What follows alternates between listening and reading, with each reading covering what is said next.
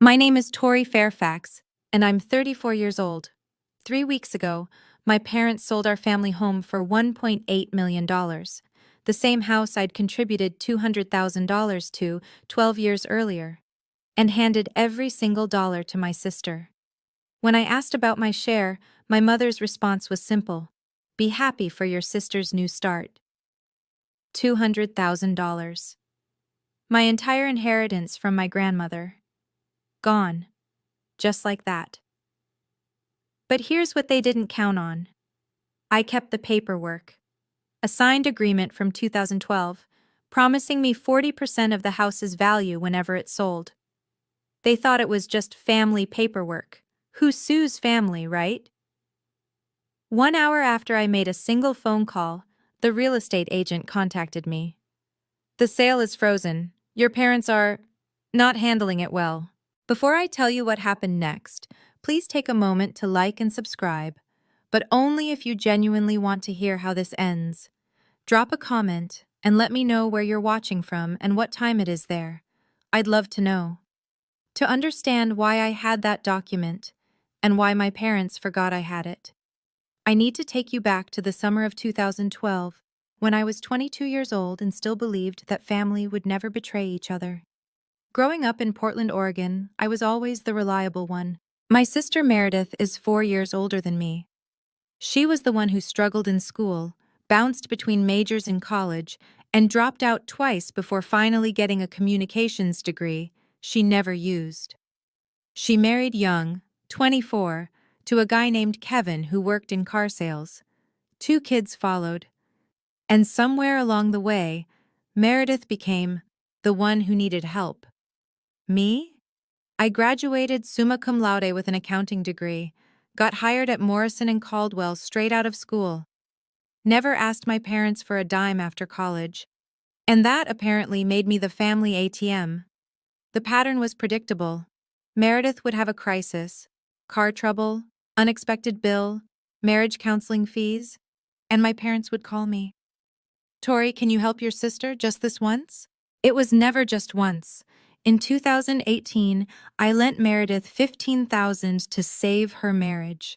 Couples therapy, she said. A romantic getaway to reconnect. I never saw a penny of it back. When I mentioned it at Thanksgiving that year, my mother pulled me aside. Don't be petty, Tori. Your sister is struggling. You have a good job. I did the math once. Over 10 years, I'd given my family, mostly Meredith, over $40,000 in loans that were never repaid, birthday gifts that were really bill payments, Christmas checks that went straight to credit card debt, and none of that included the big one, the $200,000. My mother always said the same thing whenever I hesitated. You're the one with the ability, your sister doesn't have that. It took me 30 years to realize that wasn't a compliment.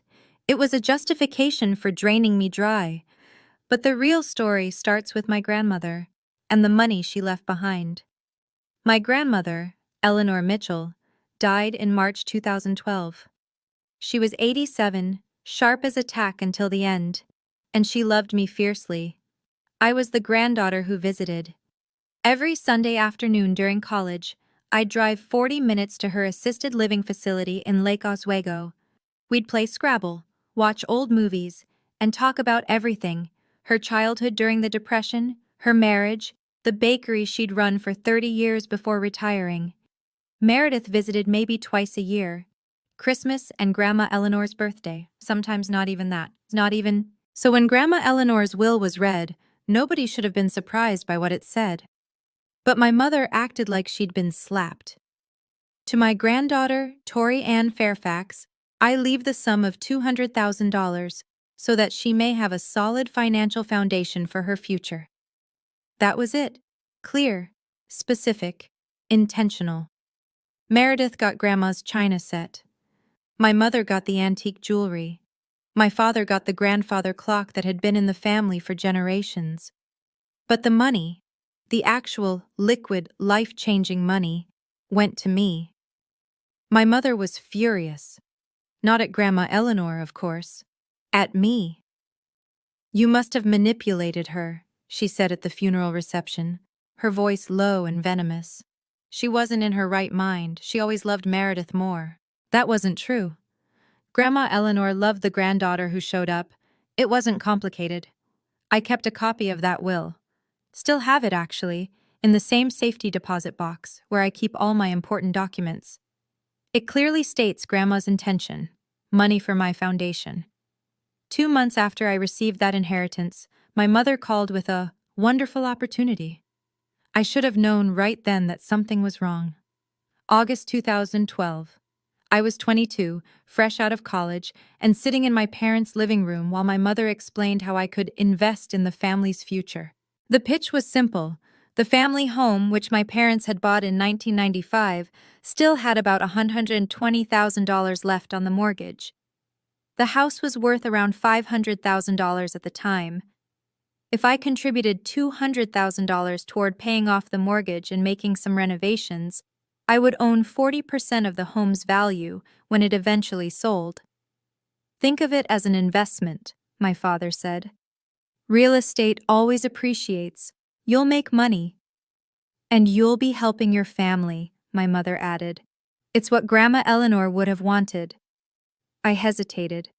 $200,000 was everything I had, my entire safety net. My mother's eyes hardened. Don't you trust us, Tori? We're your parents. I called my best friend Claire that night.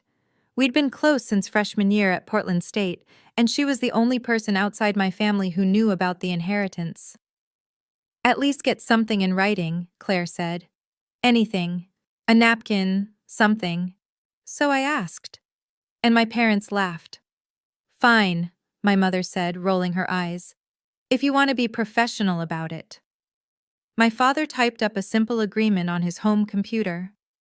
1 page.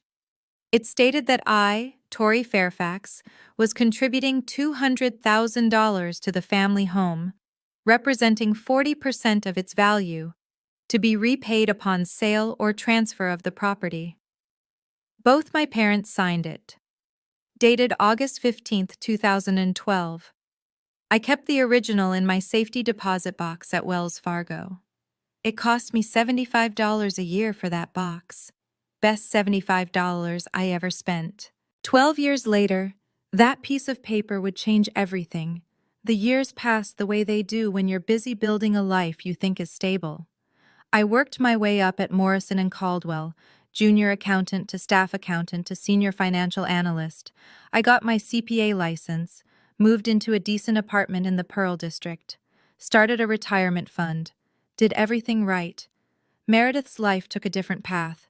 She and Kevin had 2 kids, Emma in 2016, Jacob in 2019. She never went back to work. The kids need me at home, she'd say.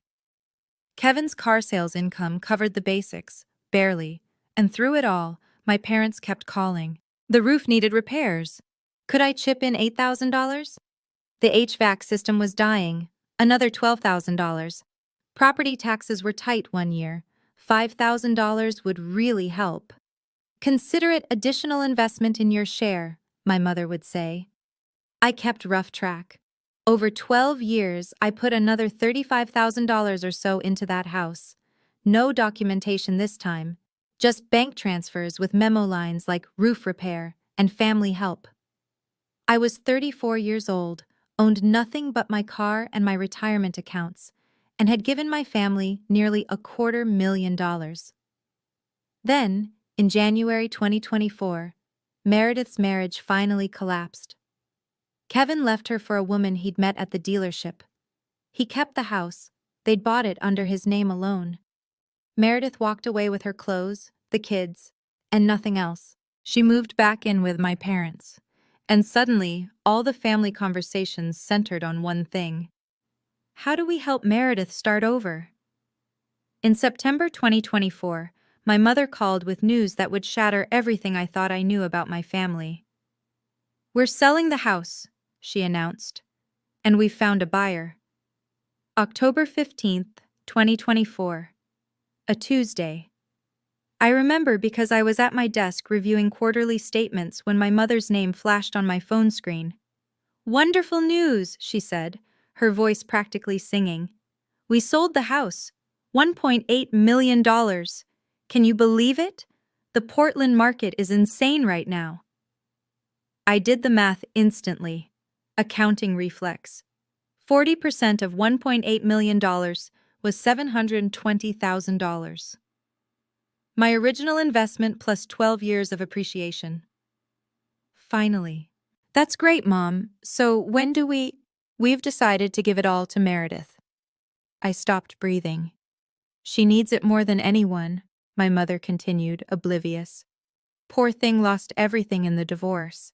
She needs a down payment for a new house, money to get back on her feet. This will give her a fresh start. Mom, my voice was barely a whisper. What about my share? The $200,000 I put in? Silence. Then, in a tone I'd never heard before, cold, dismissive, final. That was your contribution to the family, Tori. Your investment in us. You've done well for yourself. You have a career, an apartment. Meredith has nothing. But we had an agreement. Dad typed it up. You both signed. That was just family paperwork. She actually laughed. Nobody's going to hold you to that. We're family, not business partners. I gripped my phone so hard my hand ached. Be happy for your sister, my mother said. She's getting a second chance at life. That's what matters. She hung up before I could respond. I sat at my desk for 10 minutes without moving. My computer screen went to sleep. The office buzzed around me. And something inside me, something that had bent and flexed and accommodated for 34 years, finally snapped. I didn't sleep that night. I lay in bed replaying every moment. Every loan that was never repaid. Every holiday where Meredith's struggles took center stage. Every time I'd swallowed my needs because Tori can handle it. At 6 a.m., I gave up on sleep and called Claire. What time is it? She groaned. 6. I need to talk. 20 minutes later, she was fully awake and fully furious on my behalf. Tori, please tell me you kept that agreement. I had. Of course I had. I was an accountant. I kept everything. Then you need a lawyer, Claire said. Today, not tomorrow. Today. When's the closing? I checked the email my mother had forwarded weeks ago, back when she was still pretending I'd be included in the celebration. The closing was scheduled for October 20th, 5 days away. I don't know if I can do this, I whispered. They're my family. Tori, Claire's voice was firm. What family takes $200,000 from their daughter and then acts like it never happened? What family looks at your grandmother's inheritance, money she specifically left for you, and decides someone else deserves it more? I didn't have an answer. If a stranger did this to you, Claire continued, you'd call the police. Why should your family get a pass? She was right. I knew she was right. I'd known it for years, probably. I just hadn't wanted to face it. What if I lose them? I asked. What if this destroys everything? What do you have right now? Claire shot back. A family that treats you like an ATM isn't a family. It's a bank with guilt trips. That afternoon, I made an appointment with a real estate attorney named Nathan Webb. For the first time in my life, I chose myself. Nathan Webb's office was on the 14th floor of a downtown Portland high-rise with floor-to-ceiling windows overlooking the Willamette River. He was in his mid-40s, silver at the temples, with the kind of calm presence that comes from decades of seeing people at their worst. I handed him 3 documents: the 2012 agreement with my parents' signatures, the bank statement showing my $200,000 wire transfer, and a copy of my grandmother's will. He read through everything in silence. Twice. Ms. Fairfax, he finally said, setting down the papers. Under Oregon law, this agreement is binding. I exhaled. I hadn't realized I'd been holding my breath. The document is signed by both parties, he continued. It specifies the amount contributed, the percentage of ownership, and the conditions for repayment. It's not fancy, but it's enforceable. My mother said it was just family paperwork, I said. That no one would hold me to it. Nathan almost smiled. People say a lot of things when they're trying to avoid paying $720,000. He explained my options. I could send a formal letter demanding my share, but that would give my parents time to lawyer up, potentially contest the agreement, drag things out for months or years. Or I could wait until the closing, appear with legal representation, and assert my claim directly. The sale couldn't proceed if there was a legitimate ownership dispute. Which would you recommend? I asked. The closing is in 3 days, Nathan said. If you want certainty, you show up with documentation they can't refute, in front of witnesses who have a legal obligation to address ownership disputes before completing any transaction. I thought of my mother's voice on the phone. Be happy for your sister. I'll be there, I said. What do I need to do? Nathan Webb moved fast. By the end of our meeting on October 17th, he had already drafted a letter to Lakewood Realty, the company handling my parents' sale, notifying them of a potential ownership dispute affecting the property. We won't identify you by name yet, he explained. Just that a claim exists. It puts them on legal notice. They'll be required to disclose this to all parties before closing. I imagined my parents receiving that news, the confusion, the dawning realization. What happens when they find out it's me? They'll try to contact you, probably through your mother. Guilt, manipulation, whatever's worked before. Nathan's eyes were steady. The question is whether you'll hold firm. I thought about that. 34 years of bending, of being the responsible one, of watching my grandmother's gift, her explicit, documented wish for my security, being handed to someone else because my sister needed it more. I'll hold firm, I said. Nathan nodded. Good. I'll attend the closing with you on the 20th. We'll bring notarized copies of everything. The original agreement, the wire transfer records, even your grandmother's will showing her intent. He paused, then added something that made my stomach drop. I should mention, I reviewed the listing documents your parents filed. They signed a seller's disclosure stating there were no ownership claims or disputes on the property. Meaning? Meaning they either forgot about your agreement entirely or they deliberately omitted it. His expression was neutral, professional. Either way, they signed a legally binding document that wasn't accurate. That's not good for them. The closing was in 3 days. My family had no idea I was coming. No idea I had the agreement. No idea their $1.8 million sale was about to come to a grinding halt. And honestly, I was terrified. October 17th, 5:47 p.m. My phone rang. Mom. I almost didn't answer, but I needed to know what they knew. Tori! Her voice was bright, artificially so. I'm so glad I caught you. We're having a little celebration after the closing, a housewarming party for Meredith at her new place. Well, once she finds one. You'll come, won't you? A party. They were planning a party. When is it? I asked, keeping my voice neutral. The 21st, right after all the paperwork's done.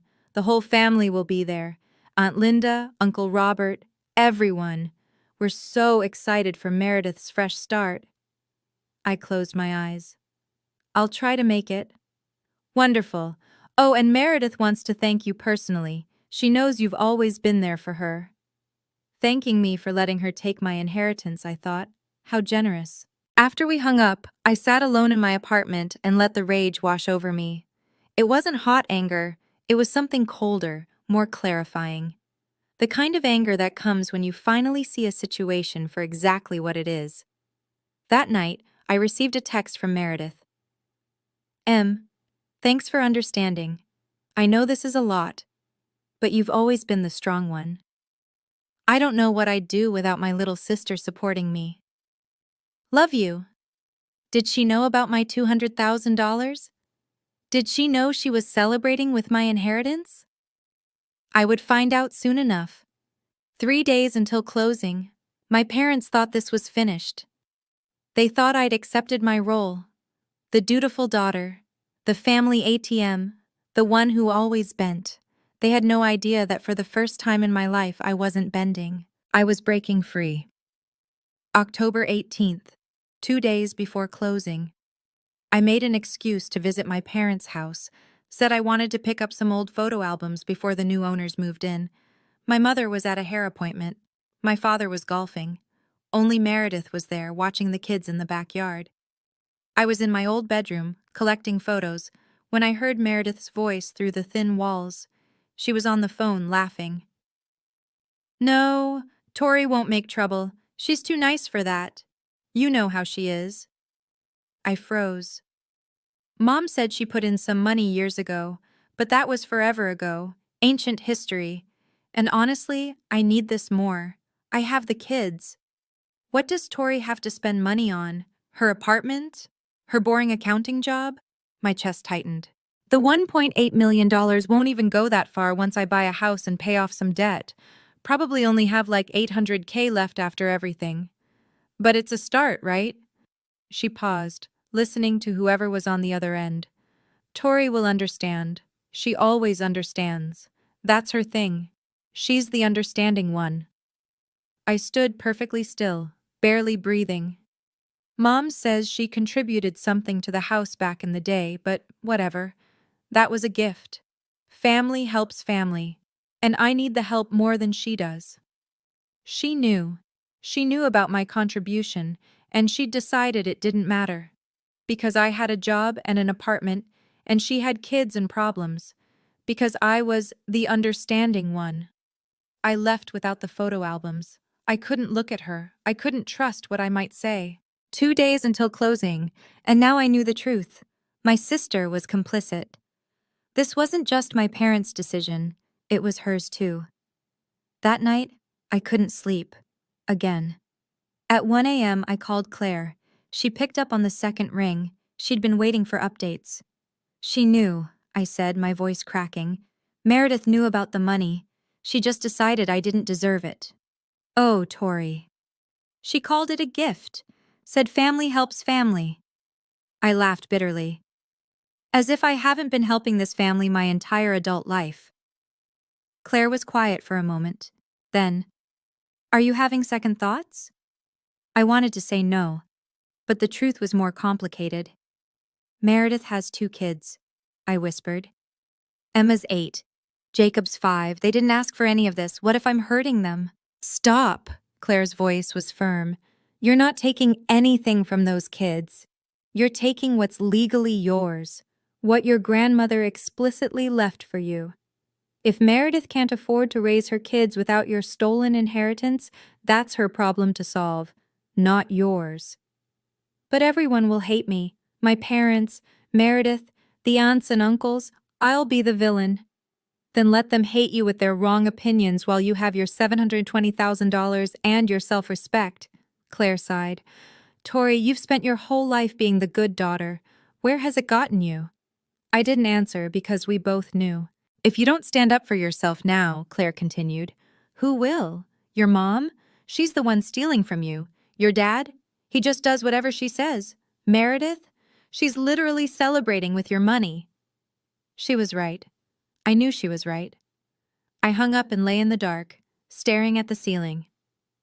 October 20th, 10 a.m., Lakewood Realty's downtown office. I would be there, with my lawyer, and the document they'd forgotten I had. Okay, I need to pause here for a second and ask you something directly. If you were me, standing at this crossroads, knowing your family would probably never forgive you, what would you do? Would you fight for what's yours, even if it meant losing them? Or would you let it go, to keep the peace? Comment your answer. A, if you'd fight. B, if you'd let it go. And if you're invested in how this ends, hit subscribe, because the closing is coming. Now, back to the story. October 19th, 1 day before closing. I met Nathan Webb at his office for a final strategy session.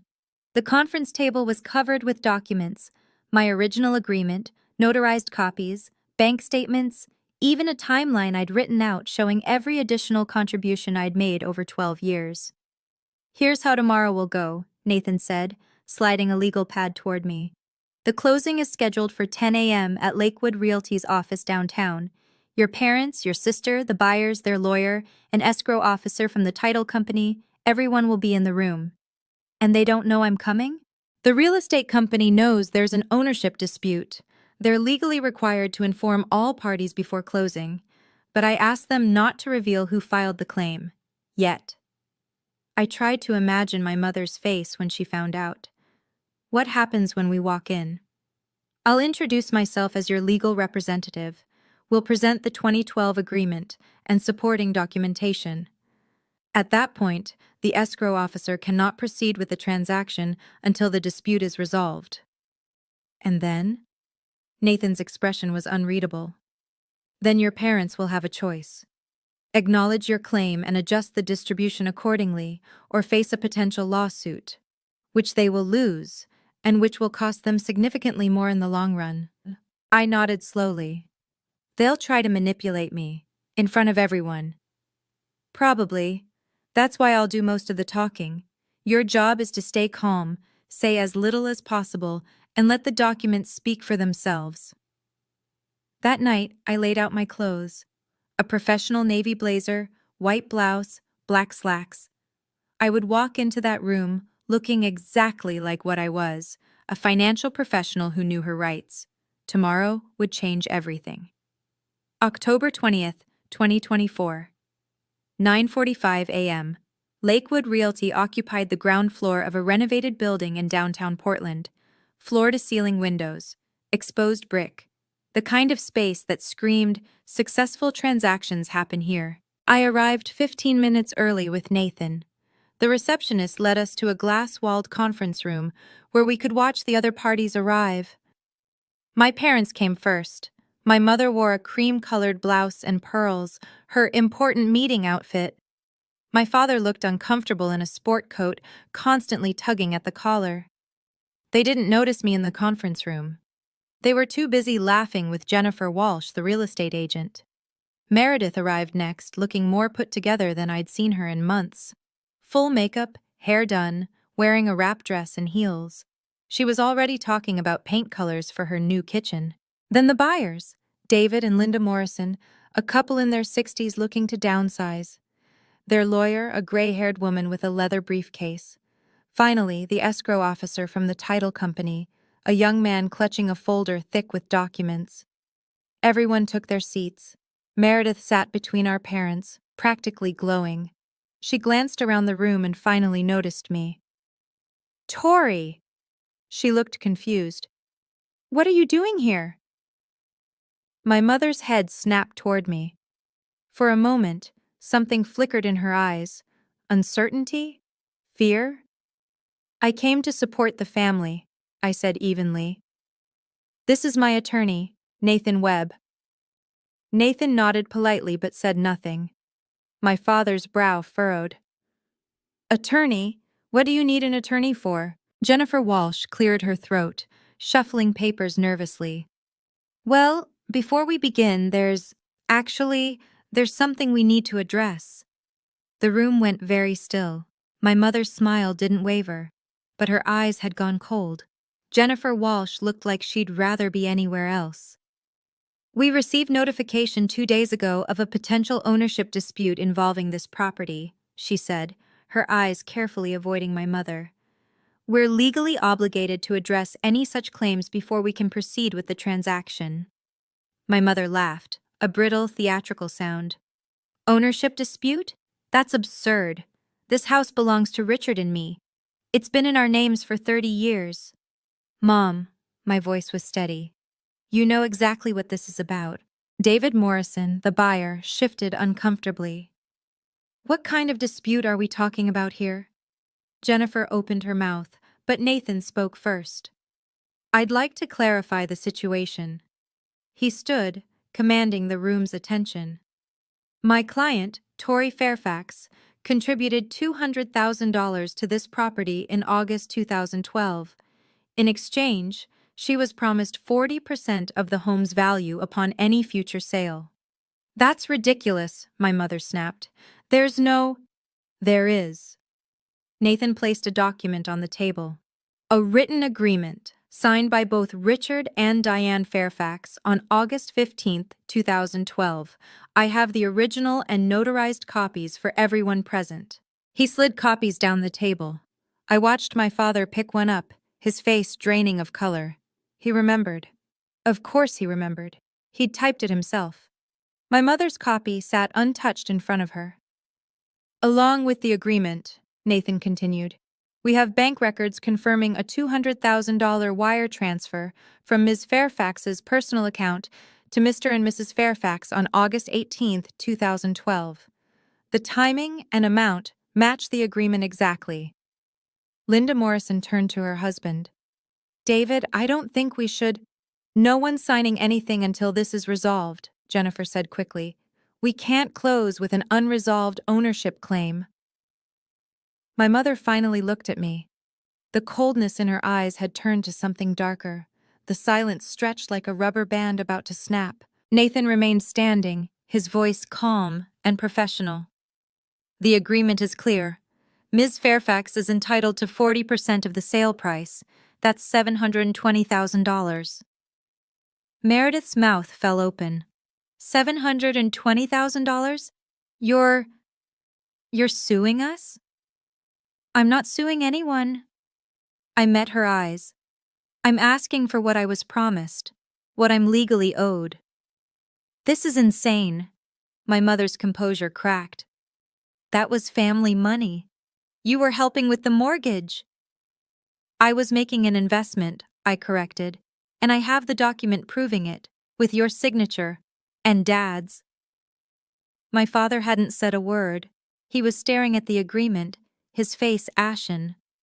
Diane, I remember this. I typed it myself. Richard, don't. She was right to ask for it in writing, he continued almost to himself. I thought it was silly at the time, but she was right. Jennifer Walsh spoke up, her tone carefully neutral. Mr. and Mrs. Fairfax, this is the first time I've seen this document. It wasn't disclosed in your seller's paperwork. Because it doesn't matter, my mother's voice rose. It was just something we did for Tori's peace of mind. Nobody takes these family things seriously. Nathan's eyebrows lifted slightly. Oregon courts do, Mrs. Fairfax. This document meets all legal requirements for an enforceable contract. Your daughter has a legitimate ownership claim. David Morrison pushed back from the table. Jennifer, we're not comfortable proceeding until this is sorted out. This is exactly the kind of thing we were worried about. I understand completely, Jennifer said. We'll need to pause the closing until the dispute is resolved. Pause, not cancel, but close enough. I watched my mother's face cycle through emotions, shock, fury, disbelief, and underneath it all, something I'd never seen before, fear. My mother wasn't finished. You're doing this for money? She leaned across the table, her voice cracking. Your own family, the people who raised you, sacrificed everything for you, and you're treating us like strangers? You treated my $200,000 like it didn't exist, I replied. You decided to give everything to Meredith without even telling me the house was for sale. Because you don't need it. Look at you. You have a career, an apartment, a life. Meredith has nothing. Meredith has two parents who have catered to her every need for 38 years. My voice was steady even though my heart was pounding. I have a document proving I'm owed $720,000. Those are different kinds of having. Meredith burst into tears. How can you do this to me? To my kids? I just got divorced, Tori. I have nothing. You have $1.8 million sitting on this table, Nathan interjected calmly. Minus my client's legitimate share, you still have $1,080,000. That's not nothing by any reasonable standard. My mother whirled on Nathan. This is none of your business. This is a family matter. It became my business when your daughter retained me to protect her legal interests. Nathan's tone never wavered. Interests you've clearly attempted to circumvent. David Morrison stood up. We're not signing today. Jennifer, call us when this is resolved. He and his wife left without another word. Their lawyer followed, pausing at the door. You should have disclosed this, Mr. and Mrs. Fairfax. You may have exposure beyond just this sale. My mother turned to me, her eyes wet with tears that might have been real or might have been performance. You've ruined everything. I hope you're happy. I'm not happy, I said quietly, but I'm also not being robbed anymore. The conference room was emptying. The buyers were gone. The escrow officer was packing up his untouched documents. But my family remained, circling me like I'd committed a crime. Meredith grabbed my arm. Do you know what you've done? My kids need this money. Your niece and nephew. Don't you care about them at all? I pulled my arm free. Emma and Jacob deserve a stable future, but it shouldn't be built on money stolen from their aunt. Stolen? Meredith's voice went shrill. Mom said you offered to help with the house. She said you wanted to contribute. I contributed $200,000 with the promise of getting 40% back when you sold. That's not charity, Meredith. That's an investment. And I have the paperwork to prove it. You were 22. You probably misunderstood. I was a college graduate with an accounting degree. I understood exactly what I was signing, and so did Mom and Dad. My father finally spoke. Tori, please, can't we work something out? Privately?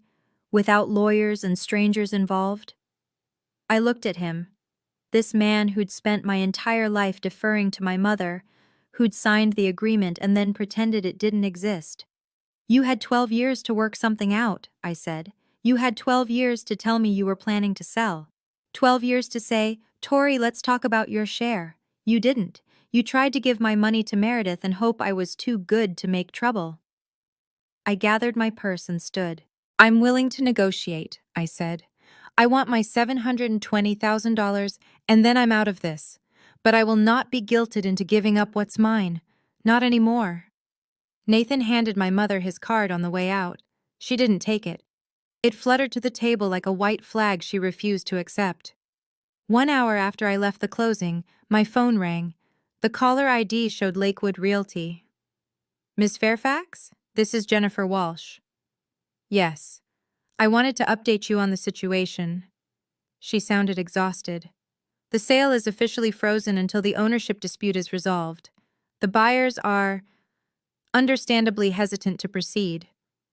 I understand. Your parents are not handling it well. Your mother is insisting this is all a misunderstanding. Your father is asking if there's any way to expedite a resolution. There is, I said.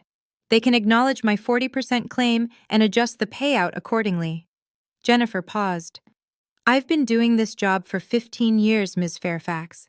I've seen a lot of family conflicts over real estate, but I have to say, I've never seen anyone forget to disclose a $200,000 contribution from a family member. Do you think they forgot? Another pause. I think they hoped no one would ever ask. I thought about that. 12 years of hoping I'd never assert my rights. 12 years of betting on my silence, my compliance, my pathological need to keep the peace. Ms. Walsh, can I ask you something? Of course. In your professional opinion, not legally, just personally, would you have signed that seller's disclosure stating there were no ownership claims? She was quiet for a long moment. No, she finally said. I would not have, because that's not just an oversight, Ms. Fairfax. That's a choice. My parents had chosen to erase me, to pretend my contribution didn't exist, to sign legal documents saying no one else had any claim to their property. They'd made their choice. Now I was making mine. I'll have my attorney contact you tomorrow to discuss next steps, I said. Thank you for calling. The guilt offensive started that evening. My mother called at 6:47 p.m.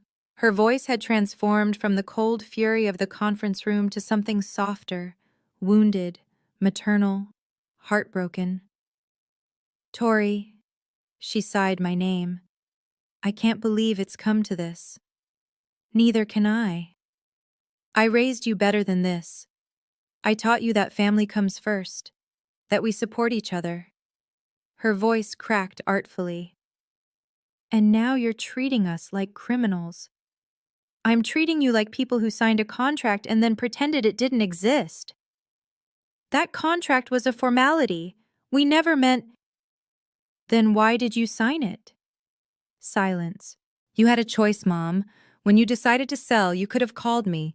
You could have said, "Tori, remember that agreement? Let's talk about how to honor it." Instead, you tried to give everything to Meredith and hope I wouldn't notice. Your sister needs it more. That's not for you to decide. Not with my money. Her tone shifted again, harder now, threatening. If you go through with this, I'll tell everyone. The whole family will know what kind of daughter you really are. A greedy, selfish... Tell them. I cut her off. And I'll show them the document, with your signature, dated 2012. I'll explain that you took $200,000 from your own daughter and then tried to give it to your other daughter because she needed it more. For the first time in my life, my mother had no response. I'm not the villain in this story, Mom. I'm the one with receipts. Your father's heart, she said finally. He has a condition. The stress could... Dad's health is Dad's responsibility. Mine is protecting myself from being robbed. I hung up before she could say anything else. My hands were shaking, but I didn't call back. Okay, I know that was intense. I'm still processing it myself, honestly. This is the part where I need your support the most. If you're feeling this with me, if you've ever had a family try to guilt you into giving up something that was rightfully yours, hit that like button. That's how I know you're still here with me. And if you've got a story like this, drop it in the comments. You're not alone. Now, back to what happened next. I didn't expect Meredith to call that night. It was almost 10 p.m. when her name appeared on my screen. I hesitated, then answered. Tori? Her voice was different, tired, drained of the theatrical tears from earlier. Can we talk? Just us? We're talking. Mom's losing it. She's been on the phone with Aunt Linda for an hour, spinning some story about how you ambushed us. Meredith laughed bitterly. I don't think Linda's buying it. I didn't say anything. I need to ask you something, Meredith continued. And I need you to be honest. Okay. Did you really put in $200,000, like your own money, back in 2012? I felt something tighten in my chest. You know I did. You said so yourself on the phone yesterday at the house. Silence. Then, you heard that? I heard enough. Tori, She trailed off. Mom told me you helped a little back then. She never said how much. I swear I didn't know it was $200,000. Not until today. I wanted to believe her, but the words I'd heard through that wall, Tori will understand, she always understands, kept echoing. You knew there was something, I said. You just didn't ask how much because you didn't want to know. The silence stretched between us. Maybe you're right, Meredith finally admitted. Maybe I didn't want to know. Because if I knew, I'd have to think about it. And it was easier not to. That's not my problem to solve, Meredith. I know. Her voice broke. I know I've been the problem child. The one everyone had to rescue. I know you've resented me for years. I didn't resent you. I resented being invisible while you got everything. That's fair, she whispered. That's really fair. October 22nd, 2 days after the failed closing, Nathan Webb called with an update. The buyers, David and Linda Morrison, had officially issued an ultimatum. Resolve the ownership dispute within 7 days, or they would withdraw their offer and demand their $90,000 earnest money deposit back. If they withdraw, Nathan explained, your parents face 2 problems. First, they lose a guaranteed buyer in a market that's already cooling. Second, they may have legal exposure for misrepresentation on the seller's disclosure. Misrepresentation? They signed a document stating there were no ownership claims on the property. That wasn't accurate. The Morrisons' lawyer has already sent a letter suggesting they might pursue damages. I processed this. My parents had put themselves in a corner, and I hadn't even done anything except show up with the truth.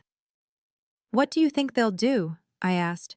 I think they'll realize they have no leverage. Every day this drags out costs them money, legal fees, carrying costs on the house, potential lawsuit from the buyers. Meanwhile, you can wait indefinitely. The agreement doesn't expire. That afternoon, I learned my mother had hired her own lawyer, a family attorney named Douglas Peters, who, according to Nathan, had immediately advised her that fighting my claim would be expensive, lengthy, and almost certainly unsuccessful. His exact words, apparently, were, "Mrs. Fairfax, your daughter has documentation that any judge in Oregon will recognize as valid. My professional advice is to negotiate." I almost laughed. After 34 years of my mother controlling every narrative, she'd finally encountered a situation where her version of events didn't matter. The facts were the facts, the signatures were the signatures, and she was running out of time. My mother's tell everyone threat backfired spectacularly. By October 23rd, she had called every relative she could reach, Aunt Linda, Uncle Robert, cousins I hadn't spoken to in years, spinning a story about her ungrateful daughter blocking a family home sale over ancient history. What she didn't count on was me sending a group email that same day. Subject: clarification on the Fairfax property dispute. I kept it simple. Attach the 2012 agreement with both signatures. The bank records showing my $200,000 transfer. A brief explanation. I contributed this money with a documented promise of 40% ownership. When the house sold, my share was going to be given to my sister. I'm asking for what I was promised. The responses came fast. Aunt Linda, my mother's own sister, called me that evening. "Tori, honey, I believe you." Her voice was warm, steady. "Your mother, she did something similar when we settled your grandmother's estate. Tried to claim things that weren't hers. I know what she's capable of." "She did?" "She wanted Mama's jewelry and the money you got. Said it was unfair that you inherited more than Meredith. I had to threaten to get lawyers involved before she backed down." I hadn't known that. For years, I'd thought I was the only one who saw my mother clearly. Uncle Robert called next, my father's brother. "Your dad called me, asking me to talk sense into you." I told him I'd seen the documents, and the only person needing sense talked into them was him. The family narrative was shifting. My mother had counted on everyone believing her story without evidence. She hadn't anticipated that I would provide receipts, literally. "You're not alone in this," Aunt Linda told me before hanging up. "You never were. We just didn't know how to help." October 24th. My father called. It was the first time he'd reached out without my mother orchestrating it. "Tori." His voice was heavy, tired. "Can we talk? Just you and me?" I was driving home from work, the Portland evening traffic crawling around me. I pulled into a parking lot and turned off the engine. "I'm listening." "I owe you an apology." He paused, and I heard him take a shaky breath. "I owe you a lot of apologies, but this one especially." I waited. "I signed that paper in 2012. I typed it up myself. I remember doing it." His voice cracked. "And then I let your mother convince me it didn't matter. That you wouldn't. That you'd just go along with things." "Why, Dad?" The question I'd held for months finally escaped. "Why did you let her do this?" "Because I'm a coward, Tori." The admission hung between us. "Your mother is... she's a lot. She has strong opinions. And somewhere along the way, I learned it was easier to agree with her than to fight, even when she was wrong, even when I knew she was wrong." "That's not a coward, Dad. That's a collaborator." He made a sound that might have been a sob. "You're right. You're absolutely right. I've spent 35 years of marriage taking the easy path, and my daughters paid the price." "What are you saying?" "I'm saying I'll make sure you get your money. I don't know how yet. Your mother is still fighting. But I won't let this end with you getting nothing. Not again." "I need more than promises, Dad." "I know." His voice steadied. "For once in my life, I'm going to do the right thing, even if it costs me." I wanted to believe him. I just didn't know if I could. October 26th. Nathan's office. The conference room felt different than my parents' closing had. Smaller, more intimate, and somehow more final. My parents sat across from me with their attorney, Douglas Peters. Meredith wasn't there. I'd asked that she be excluded. This was between me and the people who'd signed that document. Douglas spoke first. My clients have authorized me to propose a settlement. They will transfer $720,000 to Ms. Fairfax from the proceeds of the sale, representing her 40% share as specified in the 2012 agreement. I looked at my mother. Her face was a mask, emotionless, controlled. Whatever internal battle she'd fought, it was over. In exchange, Douglas continued, Ms. Fairfax will sign a release waiving any future claims against the property or the remaining proceeds. Nathan glanced at me. We'd discussed this possibility. My client accepts, Nathan said. We'll have the release prepared within 24 hours. The $720,000 should be transferred within 3 business days of the sale closing. My father nodded. My mother didn't move. There's one more thing, I said. Everyone looked at me. I want you both to acknowledge, here, in front of our attorneys, that this money was always mine. That the agreement was valid. That what you tried to do was wrong. My mother's jaw tightened. Tori, I need to hear it. The silence stretched. My father spoke first. You're right. It was yours. We were wrong to try to take it. My mother stared at the table. For a long moment I thought she wouldn't say anything at all. Fine, she finally said. It was yours. Are we done? It wasn't the apology I deserved, but it was more than I'd ever gotten before. We're done, I said, and for the first time in 12 years I believed it. After the meeting ended, my mother caught me in the hallway. Happy now? Her voice was low, bitter. You got your money. You humiliated us in front of everyone. You won. I stopped walking but didn't turn around. This was never about winning, Mom. Really? Because it feels like you were keeping score this whole time, waiting for the perfect moment to cash in. Now I turned. I kept a document, that's all. A document that you and Dad signed, promising me something. For 12 years, I never once brought it up. I never asked for interest. I never complained about the extra money I put in for repairs and taxes.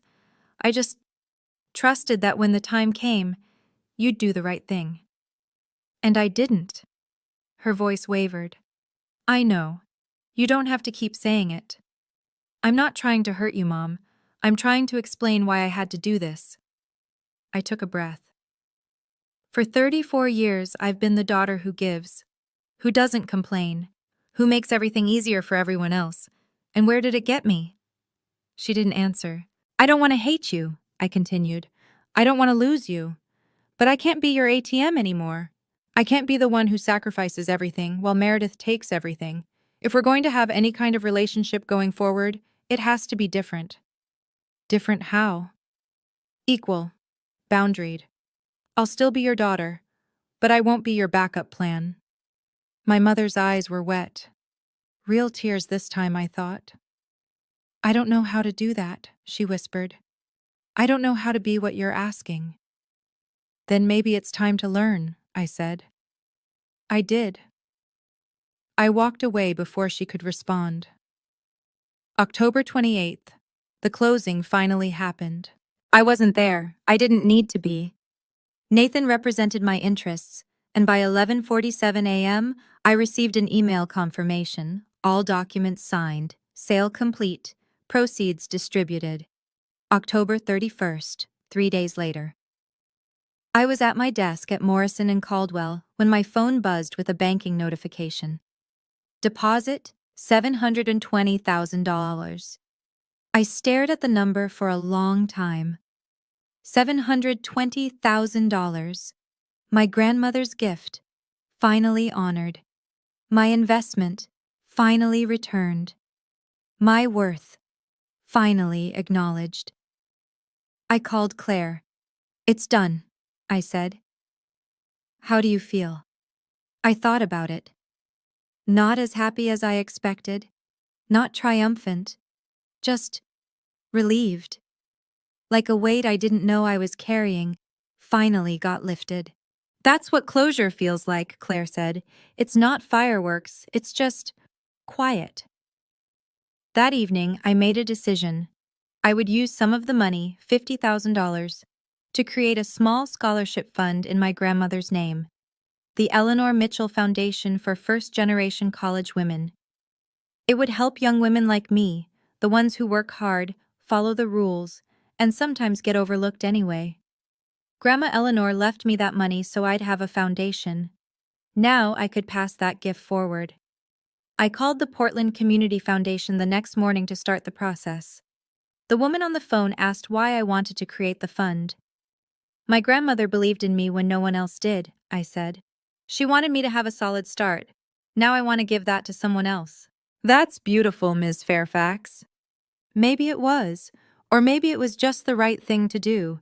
Either way, it felt like something Grandma Eleanor would have approved of. January 2025.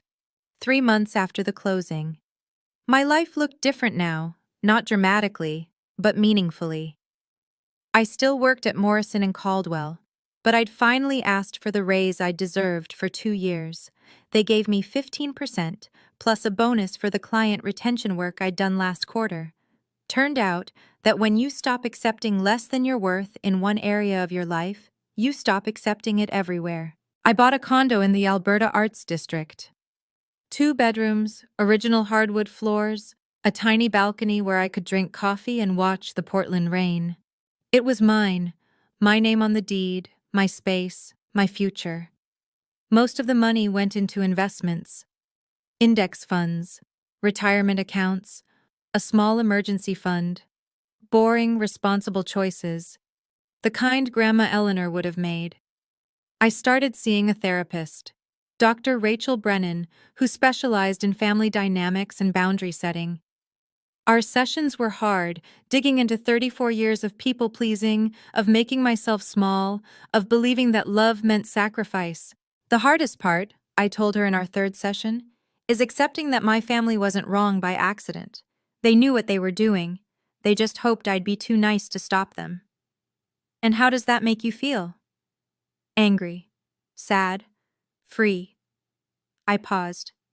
Mostly free. She nodded. You're grieving, Tori. Not just the money or the relationship you wish you had. You're grieving the version of yourself who believed things would get better if she just gave enough. That version of me was an idiot. That version of you was a survivor. She did what she had to do. Now you get to do something different. Different sounded good. Different sounded like a beginning. My relationship with my family settled into something new, not healed, not broken, just different. My mother and I talked once a month, short calls, surface level. She never apologized properly, and I stopped expecting her to. But she also stopped asking me for money, stopped comparing me to Meredith, stopped treating me like a resource to be managed. Maybe that was as good as it would get. I was learning to accept that. My father tried harder. He sent me an actual letter, handwritten, 2 pages, apologizing for every time he'd stayed silent when he should have spoken up. It wasn't eloquent, but it was honest. We had dinner together once, just the 2 of us, and he told me he was proud of me. I should have said it more, he admitted over coffee. I should have said it every day. You can start now, I told him. And he did. The surprise was Meredith. In December, she sent me a text.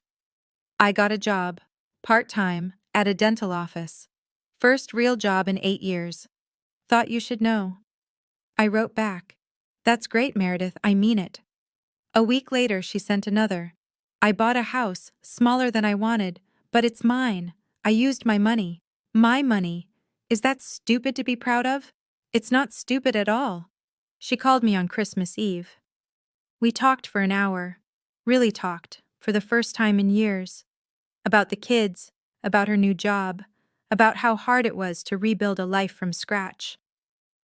I think I was jealous of you, she admitted. You always had it together. I hated that. I didn't have it together. I was just better at hiding. Maybe we're more alike than I thought. Maybe we are. I'm sitting in my new condo as I tell you this story. It's a Tuesday evening. The rain is tapping against the window, and the city lights are glowing through the fog. On my wall, in a simple black frame, is the 2012 agreement. 2 signatures, 1 promise. The piece of paper that changed everything. People ask me sometimes if it was worth it. The stress, the conflict, the months of family tension, if I'd do it again. The answer is yes, every time. Not because of the money, though $720,000 certainly didn't hurt, but because of what the fight taught me. For 34 years, I believed that being a good daughter meant saying yes, meant giving, meant disappearing myself so others could take up more space. I thought if I was patient enough, kind enough, understanding enough, my family would eventually see me, value me, choose me. They didn't. They never would have. Because I'd taught them not to. The document didn't just save my inheritance, it saved me. It was proof that I had value, that my contributions mattered, that I deserved to be protected, even if I had to be the one doing the protecting. If you're watching this and you're in a similar situation, being taken advantage of by people who should love you, hear me when I say this. Keep records, keep receipts, keep evidence of every agreement, every promise, every contribution. And more importantly, believe that you're worth fighting for. I didn't win because I had $720,000. I won because I finally chose myself. That's the real inheritance my grandmother left me. Not just the money, but the knowledge that I deserve to take up space, to have boundaries, to be seen. And no one, not even family, gets to take that away. From a psychological perspective, Tori's story reflects a dynamic many families struggle with: the scapegoat versus the golden child. When one child is expected to carry burdens while another is protected from consequences, both suffer, just differently. The responsible child learns that love is conditional on performance. The protected child never develops resilience. 3 lessons to take from this. Take. First, loving someone doesn't mean letting them exploit you. Boundaries aren't walls, they're doors you control. Second, documentation isn't distrust, it's clarity. Even with family, especially with family, put important agreements in writing. Third, sometimes saying no is the most loving thing you can do. It forces people to grow in ways enabling never will. If any of this resonated with you, know that you're not alone, and your rights, financial, emotional, personal, are worth protecting. You deserve to take up space. Thank you for staying with me until the end of this story. If it meant something to you, if you've been the Tory in your family, hit that like button and subscribe. That's how I know these stories matter. There are more stories like this in the playlist below, in the description. People who stood up, drew lines, and found their way back to themselves. Until next time, take care of yourself, because you deserve it.